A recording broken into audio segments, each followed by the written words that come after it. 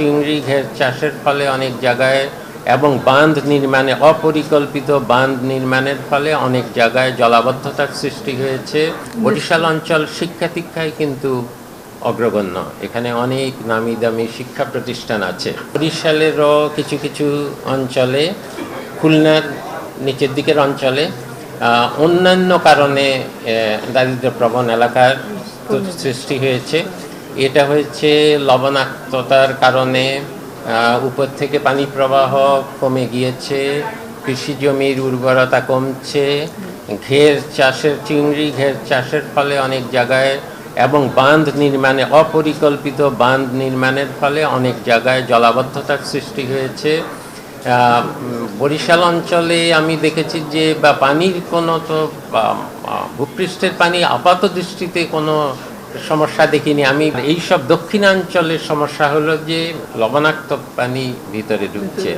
তার মধ্যে আবার আমরা অপরিকল্পিতভাবে অনেক সমুদ্র তীরে বন্যা নিয়ন্ত্রণের জন্য বা সমুদ্রের পানি রোধ করার জন্য যে বাঁধগুলো দিয়েছি, এই বাঁধগুলো ঠিক যে বিজ্ঞানসম্মতভাবে দেওয়া হয়েছে না, এগুলো অনেক জায়গায় পানি প্রবাহ ক্ষতিগ্রস্ত করছে বলে জলাবদ্ধতার সৃষ্টি হচ্ছে।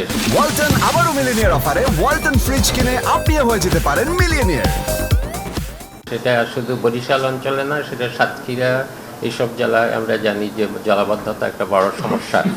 বরিশাল অঞ্চলে নতুন করে ওই সব হাওর অঞ্চল এবং রংপুর অঞ্চলকে বাদ দিয়ে আবার নতুন করে কেন এখানে দারিদ্র্য বেড়েছে, তার একটা কারণ হলো এই অঞ্চলগুলোতে কৃষি সম্প্রসারণে তেমন অগ্রগতি হয়নি। বলা হয়েছে অবশ্য যে এখন জলসেচনের ফলে 3 ফসলি জমিও হচ্ছে। আমরা আশা করি সেটা আরও অগ্রগতি হবে, কিন্তু আসল কারণ হলো যে বরিশাল অঞ্চল শিক্ষা দীক্ষায় কিন্তু অগ্রগণ্য। এখানে অনেক নামি দামি শিক্ষা প্রতিষ্ঠান আছে, কিন্তু এই শিক্ষা প্রতিষ্ঠান থেকে যারা বেরিয়ে যায় তারা তো এই অঞ্চলে কোনো শিল্পায়ন হয়নি।